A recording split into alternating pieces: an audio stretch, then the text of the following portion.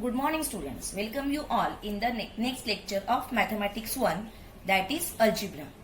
In the previous lecture we have discussed about the reduced syllabus.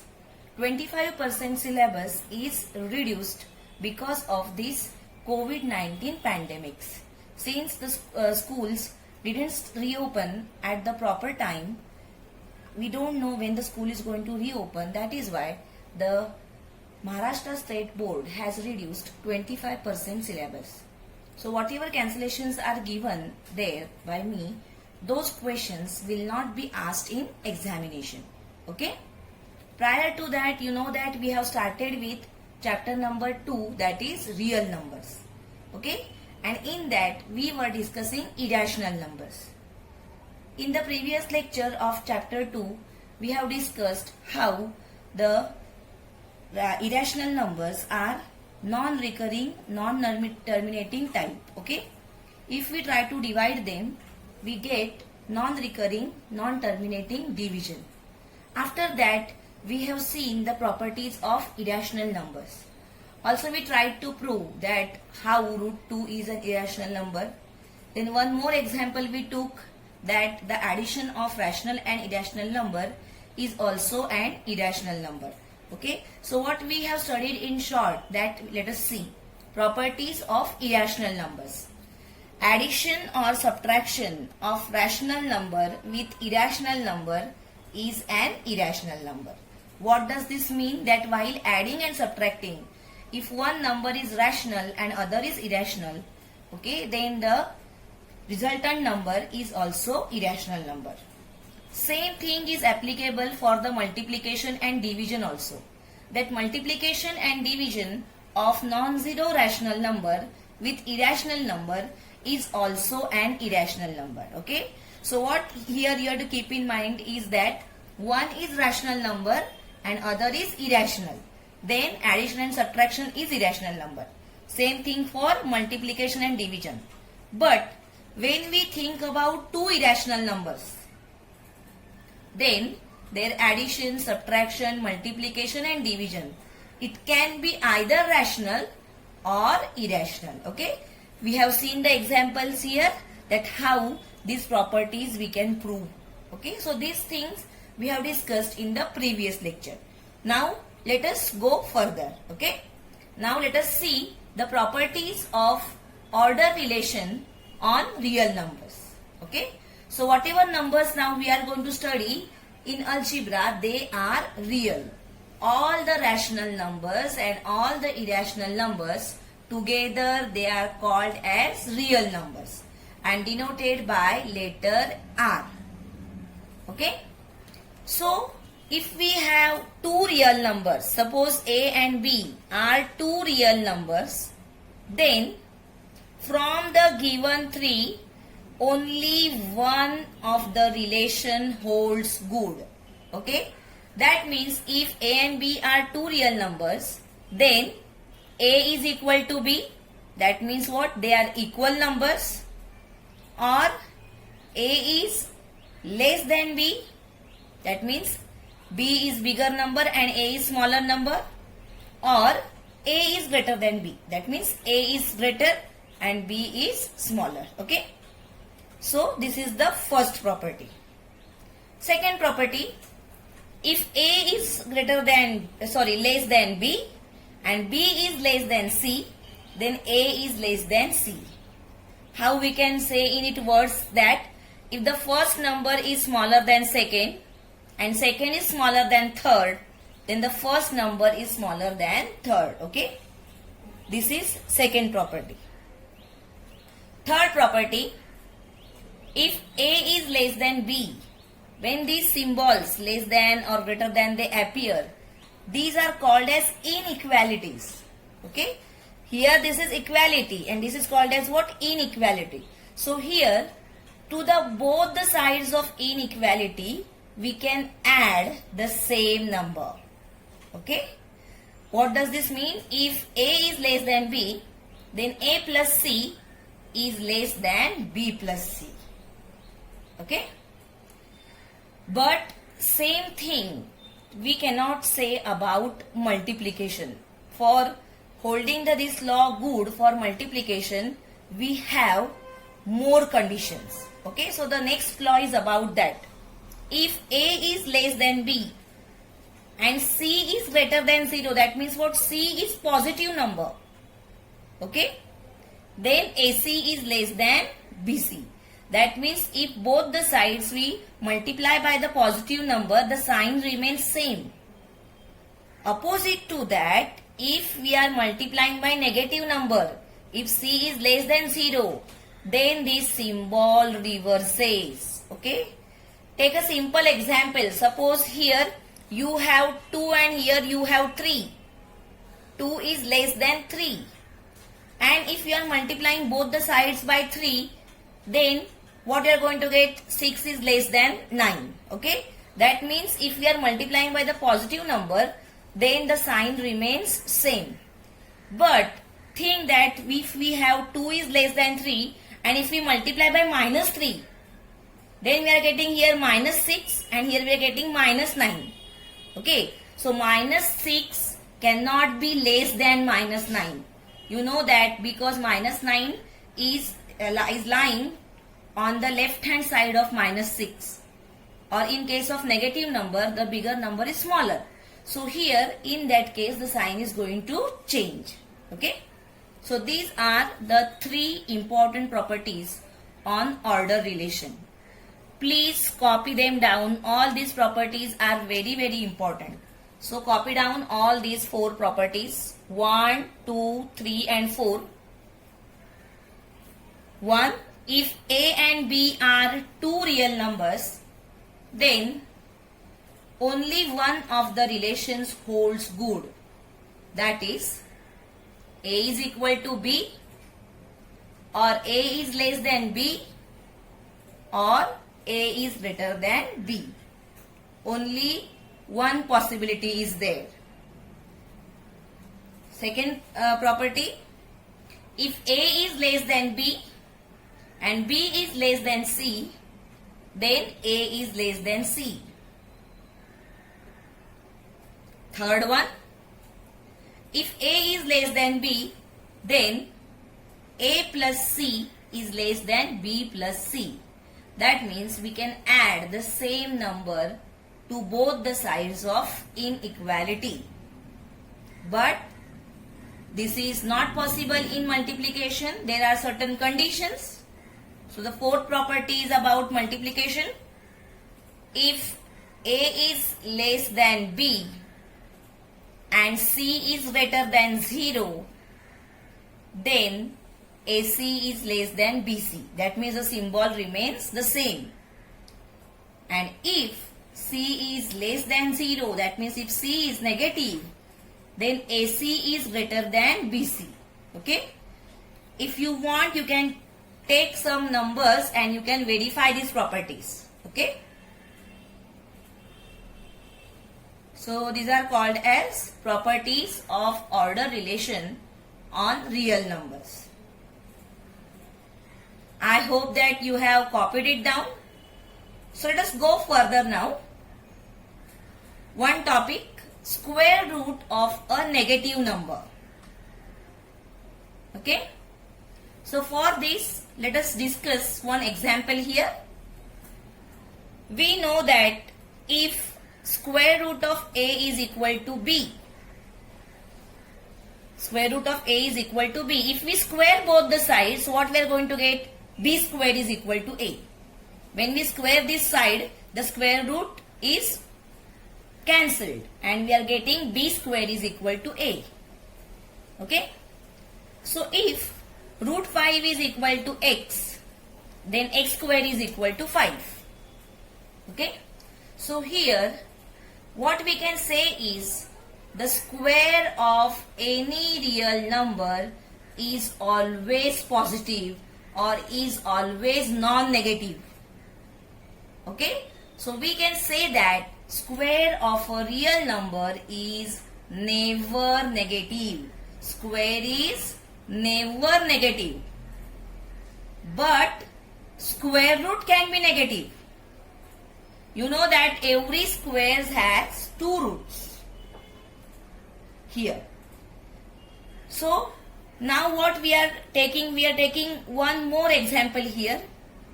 What in this case, if we take negative number inside the root sign, square root of -5, if we square it, I told that when you square it, this square root sign is cancelled. So what answer we are going to get? -5. Okay.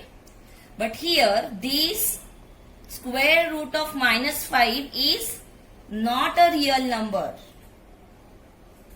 Okay, because we have studied that square is never negative. So inside the square root sign, never you can write down the minus sign. So from this we can say that square root of negative real number is not a real number. Okay, so what you have to keep in mind is square root of negative real number is not a real number. So in short, in nutshell, what you will keep in mind is square is always positive, square is never negative. Okay, let us go further. Now we are starting with practice set 2.2. Show that 4 root 2 is an irrational number. Such two proofs we have seen in the previous lectures. The first one was show that root 2 is an irrational number, and one more we saw that show that 3 plus root 5 is an irrational number. So the same method we are going to use to prove this. You know that the method is called as indirect proof. We don't have direct proof for this, so we are using indirect proof. What is meaning of that? That the given statement we will take as false. What we will say that 4 root 2 is not an irrational number. That means 4 root 2 is a rational number. What we will assume is 4 root 2 is a rational number, and then let us see what we are getting. Okay, so let us start. Let us assume that 4 root 2 is a rational number. Then you know that rational number we can express in the form of P upon Q or A upon B, anything you can take. Here, therefore, I wrote that 4 root 2 is equal to A upon B. The conditions are what? B cannot be 0. You know that denominator is never 0. So this condition is important. B is not equal to 0, and A and B, they are integers. They can be positive numbers, they can be negative numbers, but they are integers. Okay? Then A upon B is called as rational number.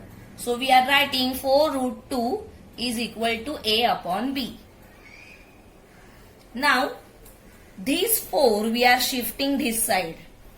Okay, so this 4 which was in multiplication here, that came in division on right hand side. So what we got?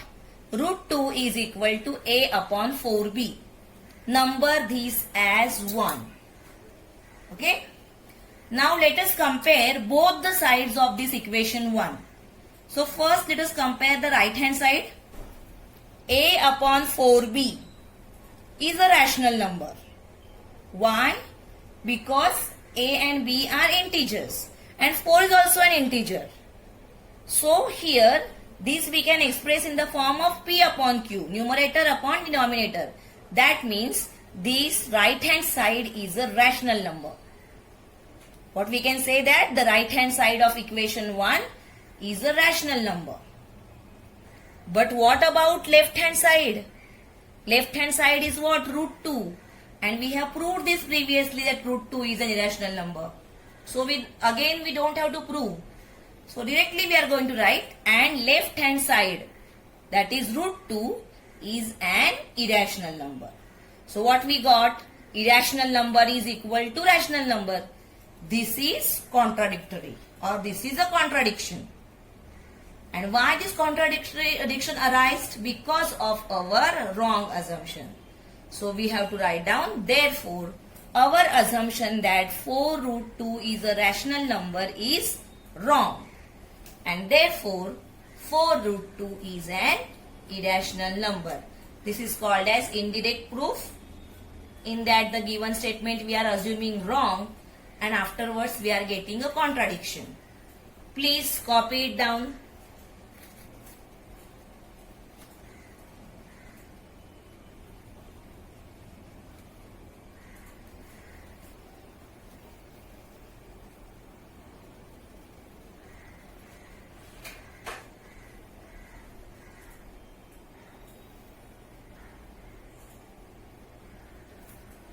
While writing, be careful. Try to understand each and every step, how the next step has come. Now this third proof we are seeing of similar type. So you are used to of these statements.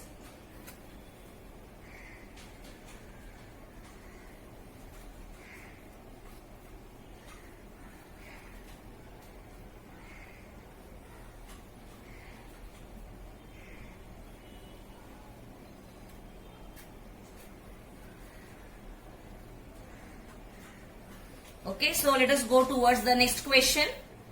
Prove that 3 plus root 5 is an irrational number.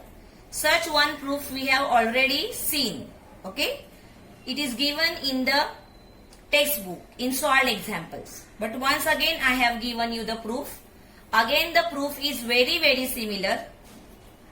We are going to assume that 3 plus root 5 is a rational number.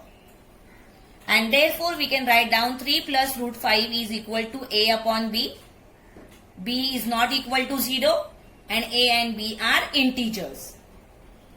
And therefore root 5 is equal to a upon b minus 3. This plus 3 is shifted on right hand side. Number this as equation 1. You will find that all the steps are similar. Okay, see, you can see. Now just compare the right hand side and left hand side. So a upon b minus 3 is a rational number. Why? Because a and b are integers. And thus, the right hand side of equation 1 is a rational number. But opposite to that, left hand side, that is root 5, is an irrational number. So this is contradictory, and this arises because of our wrong assumption. Therefore, our assumption that 3 plus root 5 is a rational number is wrong. And therefore, we can say that 3 plus root 5 is an irrational number.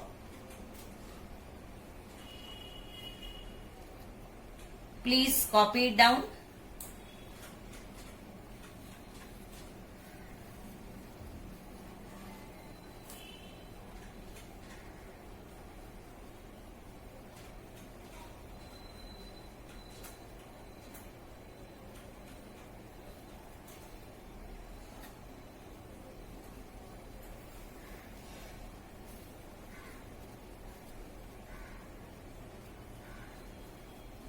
So similar many proofs we have seen. So I hope you have understood the method of solving such type of sums.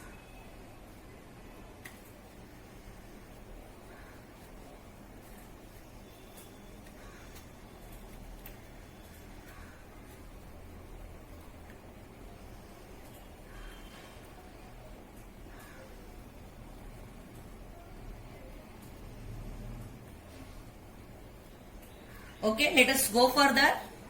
Next question. Represent the numbers root 5 and root 10 on a number line. This type of questions you have done in 8th standard. And for this you need a geometry box because it's a construction. So all of you please take out your geometry box and do the construction along with me. As I am doing, you do the construction. If you feel that you are lagging behind, stop the video and then go further. Okay? So all of you please be ready with your scale, pencil, compass, protractor. Okay? All these things you need. Here it's a construction, so you will do it with pencil only. Okay? So let us see the video. After that video we are going to stop and then The remaining things I will discuss in next lecture. Okay? So all of you might be ready with your compass and all till the time. While I was talking, you might have taken out your all the materials that you require. So let us do this. You have to do it along with me. As I have said, wherever possible, if you think that you are behind, then pause the video and do it. Okay? Thank you, students. How to show root 5 and root 10 on number line. So number line means what? A line on which we are going to show numbers. So first of all, I am drawing one line here. Since it is line, we have to show arrowheads at both the ends. Okay. Now towards the left of this, I am taking one point as origin. Okay. It is denoting us number 0. Let us name it as O. Okay. Here, afterwards, root 5 and root 10, they are positive numbers. So they lie on the right hand side of a number line. That you know. Afterwards, one important thing to understand is, here, root 5 is greater than root 4. That is 2. That means root 5 lies beyond 2. So here, let us show units 1 and 2. So we have to fix certain distance as 1 unit. Here what I am doing is I am taking 3 centimeters as 1 unit. That means at every 3 centimeters I am going to mark a unit. So now here scale of 0 I am adjusting here at O. Okay. And here 1, 2 and 3. I am doing the marking here at 3. This is 1. Afterwards count again. 1, 2 and 3. That means at 6 I am doing again the marking. That is 2. 1, 2 and 3. Again I am doing one marking here. Okay. So the units are set here. This is 1. This is 2 and this is 3. What we have decided is 3 centimeters is equal to 1 unit. Okay. So this is my 1. This is 2 and this is 3. Okay. So first let us see about root 5. As I have said, root 5 is greater than root 4, which is equal to 2. So root 5 lies beyond 2. Here somewhere. Somewhere here it lies. Now let us see how to locate it. For that purpose, we will make use of Pythagoras theorem. You know that Pythagoras theorem is applicable to right angle triangle. Okay, so let us draw one right angle triangle in such a way that the base here OA, I am giving the name OA, and the base is 2 units. That means this part. Okay, as I said, root 5 is beyond 2. So I have taken this as 2. And the height I am taking as 1 unit. Let us name it as B. So now if we apply the Pythagoras theorem, what is Pythagoras theorem? Hypotenuse square is equal to sum of squares of other 2 sides, or hypotenuse square is equal to base square plus height square. So here we can write down OB square is equal to OA square plus AB square. Correct? What is OA? OA is 2. So 2 square, and here it is 1 square. 2 square is 4 and 1 square is 1. That is equal to 5. What this shows us is OB square is equal to 5. And if we take the square roots on both the sides, OB we are going to get as root 5. That means this distance is root 5. Okay? Then you know that for a circle, all the radii are same. Radii are always congruent here for a single circle. So if I take this much radius here, This distance is how much? Root 5. And if I try to rotate it like this here I am going to get the same radius, that is root 5. So if this distance is root 5, this distance has to be root 5. So from this we can say that root 5 lies somewhere here. Now let us see how to construct it on the number line. So what we have done is, just recall, we have drawn one line. On that we have taken one origin and we have located points 1, 2 and 3. Points 1. Okay, so if you observe here that here it is a right angle at A. I am naming this point as what? A. So here I want right angle. Right angle means what? 90 degrees angle.